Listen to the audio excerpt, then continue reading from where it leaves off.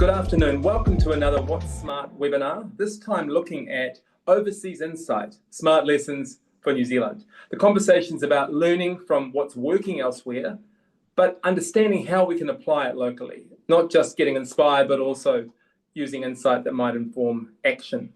And today we're joined by two leaders in this area, Mike Manson, CEO of ALGIM, not long back from his visit to Taipei in Taiwan, and another well-known person in this ecosystem, of course, Michael Healy, in a new role as New Zealand Director of Operations for Attentis Technology, working hands-on as the company does with both Australian and New Zealand councils.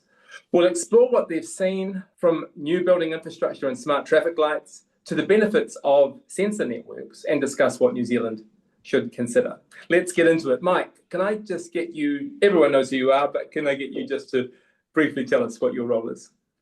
Thank you, Mark. It's a great pleasure to be here today. My role is the Chief Executive of the Association of Local Government Information Management. We have 100% of all New Zealand councils belong. I'm also Chief Executive of ALGIM Australia and President of 8 countries of local authorities in the IT space. Thanks, Mike. Michael, over to you. Kia ora, I'm Michael Healy. As Mark says, I'm the Director of New Zealand Operations at Attentis Technology. I've been with Attentis only for a couple of weeks, and before that I was leading the Smart Cities program at Christchurch for 6 years. Thanks so much, guys. Let's get into it. Mike, if we start with you.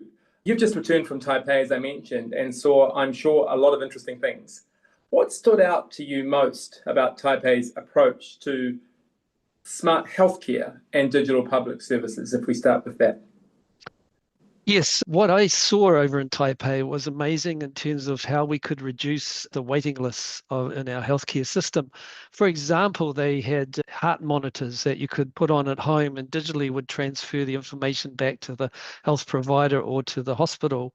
There was an eye scanning device, which my mayor pushed me forward to, which scanned for diseases. So imagine the time saving for that. Whether cardiovascular or other diseases, this device could do that. And what I saw too was the agentic AI implementation of a thing called City GPT, kiosks that made the council able to be accessed anywhere, anytime, but the ability for the AI to actually make calls and decisions based on the information that was given, acting autonomously. So that was new. Fantastic. Those are very exciting initiatives to hear about. What about something perhaps more directly related to council activities? So smart buildings and automation, I understand you saw how those were being integrated into city systems. Can you just talk some more about that, Mike? Yes, there was a lot about energy management solutions, smart buildings. One of the things that impressed me most was solar panels entirely covering the outside of a multi-story building.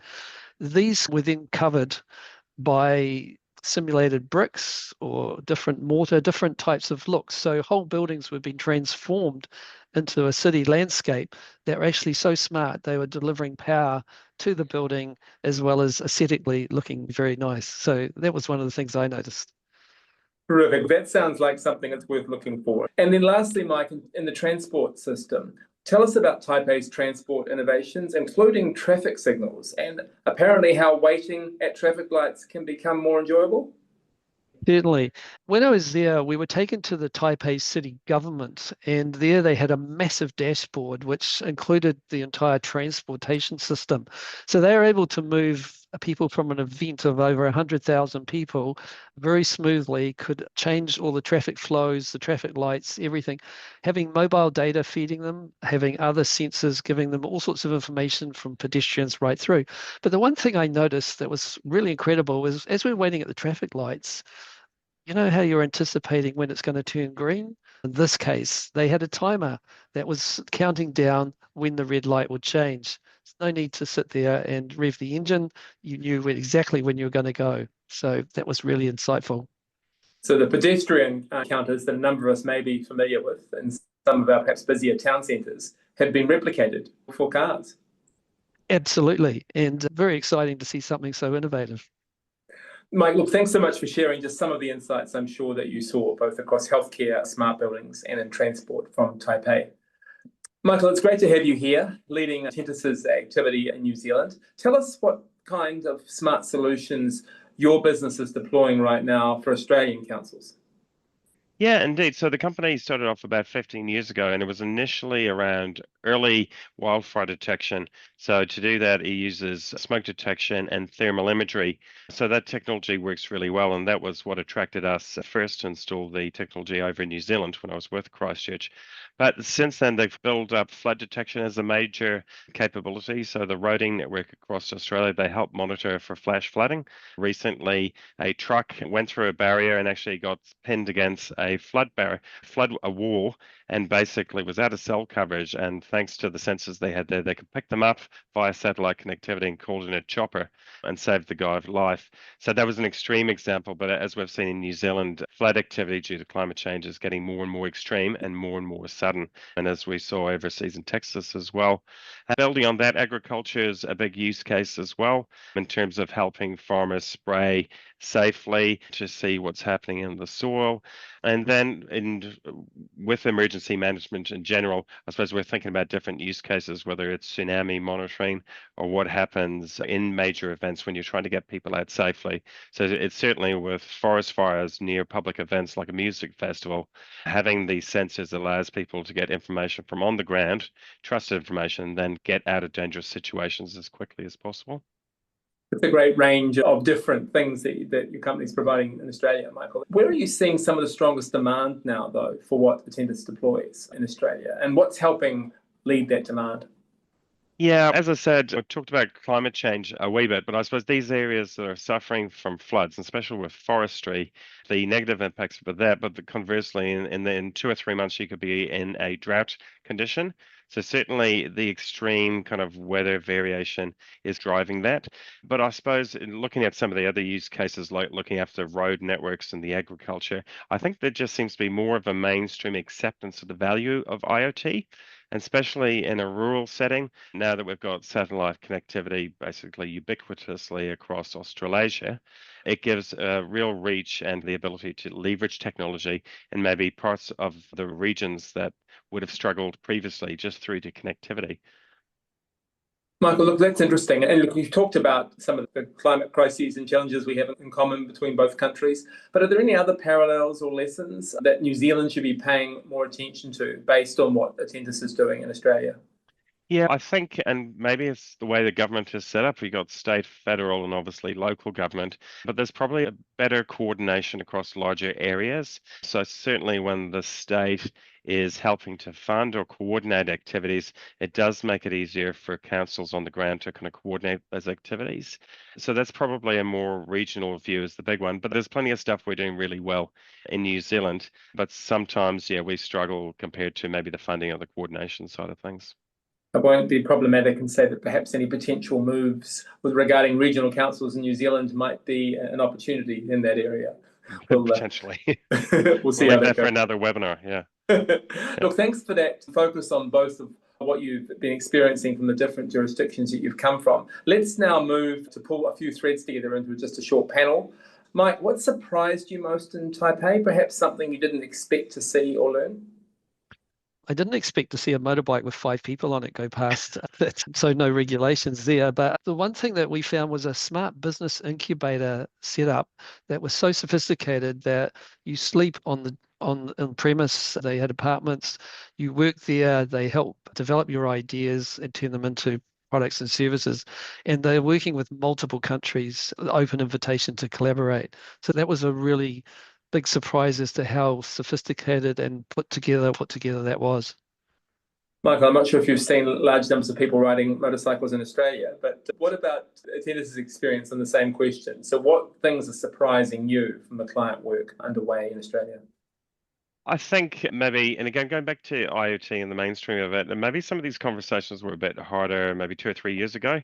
For instance, we were at a forestry conference just a few days ago, and people's tech savviness, for want of a better phrase, seems to have come a long way. So you don't have to explain why you'd even look at IoT and different use cases like fire flooding.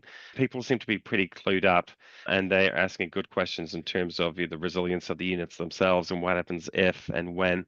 So it's pleasing, that just thinking of IoT in general, that it does seem to have reached maybe a more mature stage than perhaps when some of us were, I suppose, first trying to get our trials across the line and struggling with buy-in from senior leadership. Look, good to talk about the specific examples because IoT, as we know, is one of these jargon phrases that if you're in the industry, but you've helpfully substantiated what some of the particular applications and products are, which I think is a good insight. So let's move on then to, Mike, ask you what you saw in Taipei that you thought we could reasonably pilot in New Zealand in the next year.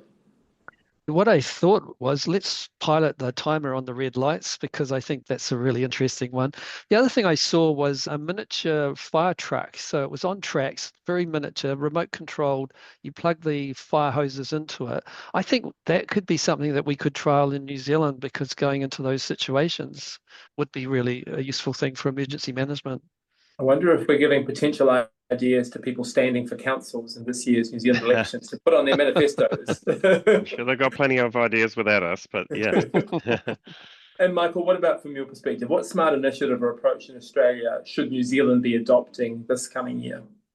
I suppose, again, thinking about, well, just pick digital twin out. I think Australia definitely is a bit further along the journey and recently became aware of the Tasmanian digital twin. I think it's called Virtual Tas.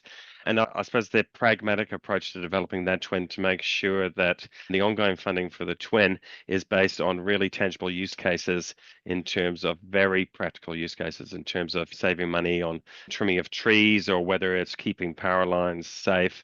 It is really based on core infrastructure. So I suppose having been on the digital twin journey for 6 or 7 years, looking at a wide range of use cases, I think if you want continued funding and support for digital twins, having really strong core use cases can help the twin wipe its own face are really good. Check out that Virtual Tas, worth a look.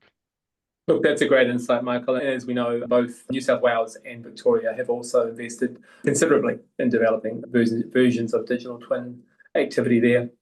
What about the barriers, gentlemen? What's stopping us from making faster progress? Mike, from your perspective, what's the biggest barrier? I think the biggest barrier is the funding, the resources available to a local authority. But I also feel the need to take a small risk and get the journey started. So even if you're a small council, why not try something small? It could be a smart bin, could be a smart pole, it could be something small that could make a difference and then start the journey rather than wait. No, look, that's a great insight. And Michael, over to you. What's the biggest barrier from your perspective? Yeah, I completely agree with Mike's one, but I suppose the third one would be, and we talked a little bit, lack of coordination across councils. We've got 67 odd councils for now, Mark.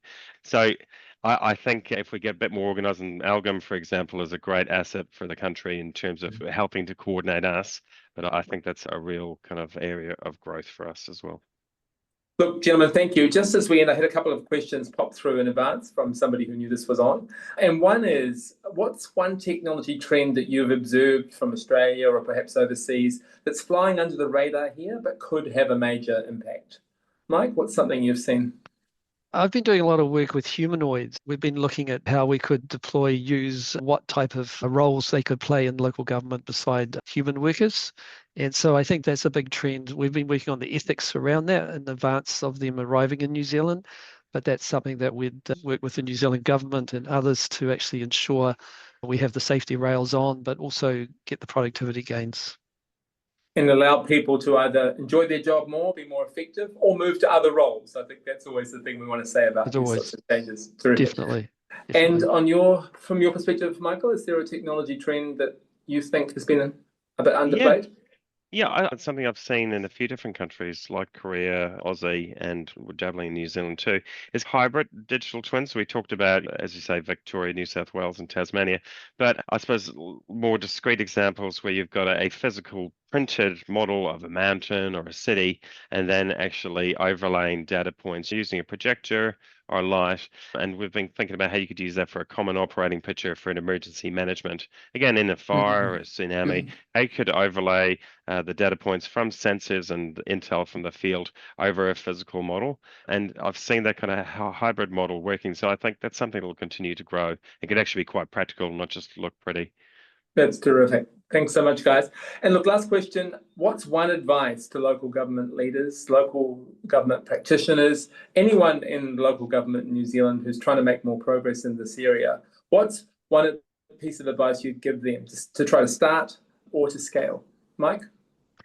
I think my advice would be don't try and boil the ocean. Start small, take a small successes and get your community involved so they understand. And this is something that Christchurch does really well, but get them to understand what the technology is capable of doing.